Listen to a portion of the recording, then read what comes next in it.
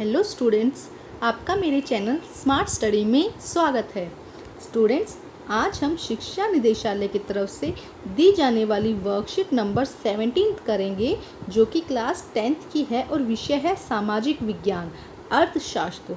बच्चे, ये वर्कशीट 13 अगस्त 2020 की है।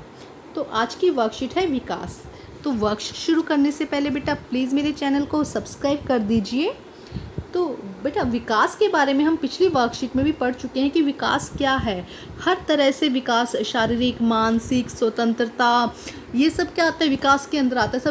सभी चीज़ें पूरी तरह से अच्छे तरीके से पूरे वे में मिलती है, तो उसे हम क्या कहते हैं, विकास कहते हैं। तो आइए, देश का विकास किस बातों पर निर्भर है, तो हम आज वर्कशीट में इसके बारे में पढ़ेंगे। देखिए क्या लिखा गया है। देशों के विकास की तुलना करने के लिए उनकी आय की जानकारी महत्वपूर्ण है। आमतौर पर क्या होता है, हमने पिछली क्लासेस में पढ़ा था कि जो विकास है वो क्या है, सब बातों पर निर्भर करता है कि उसका शारीरिक विकास, मानसिक विकास, सोशल उसका विकास, सब तरह का विकास। लेकिन अगर हम देखते हैं, अगर आम इंसान देखा जाता है, तो हम सिर्फ उसकी आय के साथ ही उसका विकास दिखाते हैं कि अगर मान लो कोई ज़्यादा जिसकी आमदनी है तो हम कहते हैं कि ये अच्छा विकास हुआ है इसका। अगर किसी की आय कम है तो हम कह देते हैं कि इसका विकास कम हुआ है। ठीक उसी तरह देशों में भी यही होता है कि अगर देश के विकास की बात की जाए तो जिस देश की आय ज़्यादा है उसे हम विकसित मानते हैं और जिस देश की आय कम है उसे हम विकसित नहीं मानते हैं।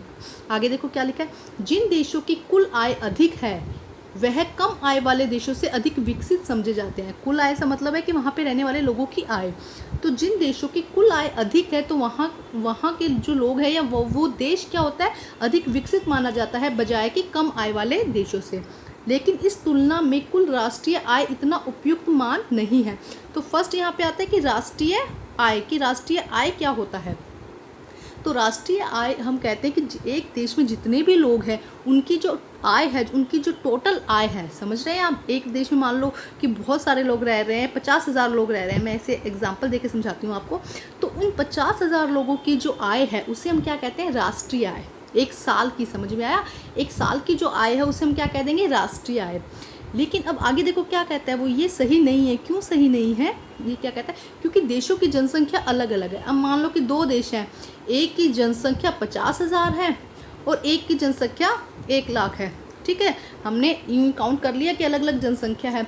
एक की जो आय है, जिसकी 50,000 आय है, जिसकी 50,000 जनसंख्या है उसकी आय 50,000 है, जबकि जो 1 लाख जिसकी जनसंख्या उसकी भी आय 1 लाख है। समझ में आया। तो अगर सिर्फ आय से देखा जाएगा तो जो 1 लाख वाली जनसंख्या आय वाला देश है वो क्या ज़्यादा विकसित माना जाएगा। समझ में आया। बट यहाँ पे तो जनसंख्या कम थी, यहाँ पे क्या थी, जनसंख्या कम थी, यहाँ जनसंख्या भी ज़्यादा है। तो जनसंख्या का बहुत अधिक प्रभाव पड़ता है। तो देखिए क्या लिखा है, क्योंकि देशों की जनसंख्या अलग अलग होती है और प्रति व्यक्ति आय का पता ही नहीं चलता है। उससे क्या होता है कि अगर हम राष्ट्रीय आय ले लेते हैं तो प्रति व्यक्ति आय का पता नहीं चलता है, इसीलिए औसत आय की तुलना की जाती है। अब क्या किया जाता है कि औसत आय निकाली जाती है। औसत आय क्या होता है, जिससे देश की कुल आय का जनसंख्या में भाग देकर निकाला जाता है। मान लो कि ये कुल आय है, जितनी भी राष्ट्रीय आय या कुल आय मिलती है उसको क्या कर दिया जाता है, जनसंख्या से भाग दिया जाता है। उसके बाद जो आय आती है उसे हम क्या कहते हैं, प्रति व्यक्ति आय। समझ में आया। अब क्या किया, जितनी आय आई उसको जनसंख्या से भाग दिया और उसके बाद जो आय आई उसे क्या कहा गया, प्रति व्यक्ति आय। ठीक है, औसत आय को प्रति व्यक्ति आय भी कहा जाता है। अब इसे या तो औसत आय कह दो या प्रति व्यक्ति आय कह दो।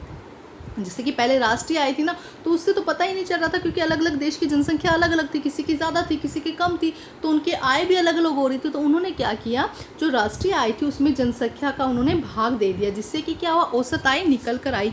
इस औसत आय को ही प्रति व्यक्ति आय भी कहा जाता है। अब देखिए आगे क्या कहता है कि विश्व बैंक की विश्व विकास रिपोर्ट में इसी आधार बनाकर, अब किसे आधार बनाया इन्होंने, औसत आय को या प्रति व्यक्ति आय को, देश को निम्न आय वर्ग, मध्य आय वर्ग और उच्च आय वर्ग या समृद्ध देशों में बांट दिया।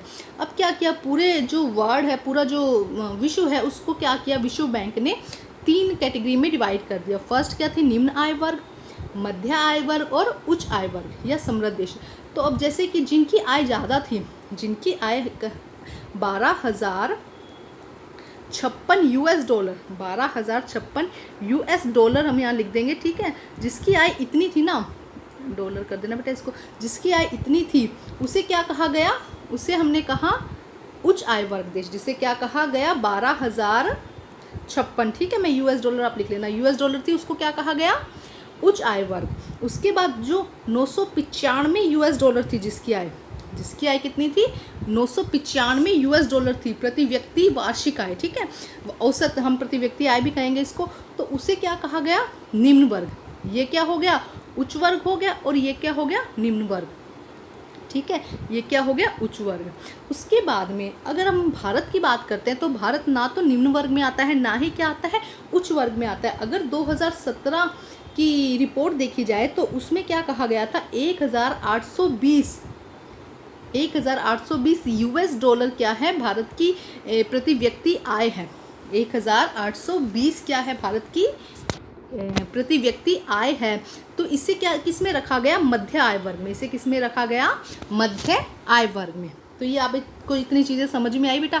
और इसके लिए आप अपनी एनसीईआरटी को भी एक बारी पढ़ लीजिएगा बच्चे, क्योंकि उसमें से पढ़ेंगे तो आपको और अच्छे से एक्सप्लेन हो जाएगा, समझ में आ जाएगा आपको, ठीक है। अब आगे देखते हैं क्या लिखा गया है। ये हमने कर लिया। अब हम इसके क्वेश्चन आंसर करते हैं। देखो क्या दिए गए हैं क्वेश्चन आंसर में, देशों के बीच तुलना में कुल आय और राष्ट्रीय आय की तुलना को अधिक उपयुक्त नहीं माना जाता। क्या कहा, कुल आय राष्ट्रीय आय को क्या उपयुक्त क्यों नहीं माना जाता, क्योंकि अभी हमने बताया था कि क्या होता है कि जनसंख्या पर निर्भर करता है ना कि आय कितनी होगी। क्या करता है, जनसंख्या पर निर्भर करता है। अगर जनसंख्या कम है तो क्या हो सकता है, आय कंपैरेटिवली दूसरे देशों से कम हो सकती है। अगर जनसंख्या ज़्यादा है तो क्या हो सकती है, कंपैरेटिवली ज़्यादा हो सकती है। लेकिन यहाँ पे क्या जो राष्ट्रीय आय है वो जनसंख्या को नहीं ध्यान में रखती, जनसंख्या के बारे में नहीं सोचती, वो तो बस देखते कि कुल कितना पैसा आया है इस साल में। समझ में आया। तो उससे क्या हो जाता है, हम उपयुक्त या सही तरीके से जो राष्ट्रीय आय है, जो कुल आय है, वो हम क्या करते हैं, सही तरीके से नहीं निकाल पाते। तो देशों की तुलना सही तरीके से नहीं हो सकती। अभी ऊपर मैंने आपको इससे रिलेटेड अच्छे से समझाया है, ठीक है। अब नेक्स्ट क्वेश्चन देखो बच्चे क्या कहता है वो। नेक्स्ट क्वेश्चन क्या है, प्रति व्यक्ति आय क्या होती है, इसे कैसे निकाला जाता है। अभी देखो यहाँ पे आपको बताया गया है कि प्रति व्यक्ति आय क्या होती है। ये देखो, ये रहा कि औसत आय, ये देखो यहाँ पे पूरा लिखा गया, औसत आय प्रति व्यक्ति आय भी कहा जाता है। जब क्या किया जाता है, किसी व्यक्ति की एक औसत आय निकाली जाती है। कैसे निकाली जाती है कि वहाँ की जो राष्ट्रीय आय होती है, वहाँ की जो राष्ट्रीय आय है उसको क्या किया जाता है, जनसंख्या से भाग दिया जाता है। राष्ट्रीय आय को क्या किया, जनसंख्या से भाग दिया, तो उसे हम क्या कहते हैं, प्रति व्यक्ति आय, कि प्रति व्यक्ति की आय उससे निकल कर आती है। जब हम यहाँ से लिख देंगे कि जब कुल राष्ट्रीय आय जो होती है, वो राष्ट्रीय आय को अगर जनसंख्या, क्योंकि हर देश की क्या होती है, जनसंख्या अलग अलग होती है, तो जो राष्ट्रीय आय है उसको अगर जनसंख्या से विभाजित कर दिया जाता है, जनसंख्या में निकाल दिया जाता है, तो प्रति व्यक्ति आय को निकाला जा सकता है, ठीक है स्टूडेंट। अब हम करते हैं नेक्स्ट।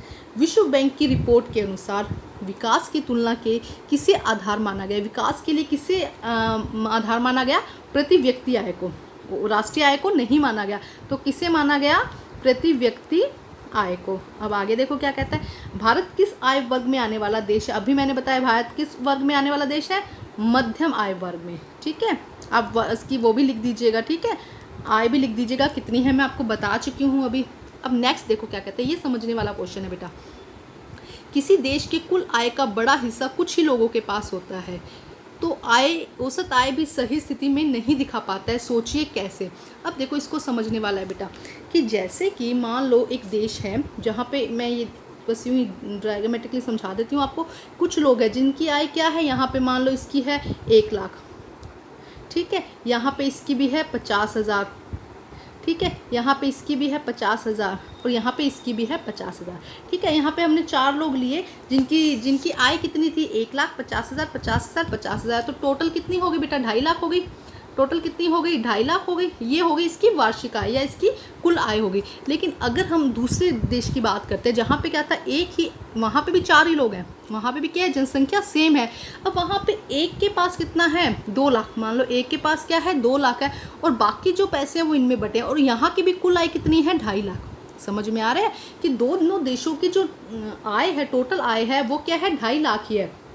जो दोनों देशों की जो टोटल आय है वो क्या है, 2.5 लाख की है। बट यहाँ पे जो 5 लोग थे लगभग सबकी बराबर थी, ठीक है। लेकिन यहाँ पे क्या था, 5 में से एक के पास तो 2 लाख रुपए, एक के पास तो सबसे ज़्यादा, बाकियों के पास बहुत कम आय है। लेकिन अगर इसकी कुल आय निकालेंगे हम, औसत आय निकालेंगे, तो दोनों की सेम निकलेगी। तो इसीलिए वो कह रहा है कि किसी देश की कुल आय का बड़ा हिस्सा कुछ ही लोगों के पास होता है, भारत भी इन्हीं में से आता है, कुछ ही लोगों के पास होता है, और औसत आय भी सही स्थिति नहीं दिखा पाता। इसीलिए तो औसत आय अगर हम देखें तो भारत की प्रति व्यक्ति औसत आय कितनी है, $1820, लेकिन एक्चुअल में ऐसा नहीं है। बहुत से लोग हैं जिनको क्या है, पूरी तरीके से खाने भी नहीं मिलता है। समझ रहे हैं आप? क्यों? क्योंकि कुछ लोग हैं जिनके पास में बहुत ज़्यादा पैसा है और कुछ है जिनके पास में बिल्कुल भी नहीं है। तो क्या होता है, जब भी औसत आय निकाली जाती है तो वो यहाँ पे क्या हो जाता है, सब इक्वल हो जाता है और वार्षिक आय निकल कर आ जाती है। तो ये आपको समझ में आया क्वेश्चन? तो इसको अपनी लैंग्वेज में लिखिएगा बेटा, ठीक है? थोड़ा मैंने समझा दिया है। अपनी वर्कशीट को कंप्लीट करके अपने टीचर से चेक कराइए और प्लीज़ मेरे चैनल को सब्सक्राइब कीजिए। Thank you students.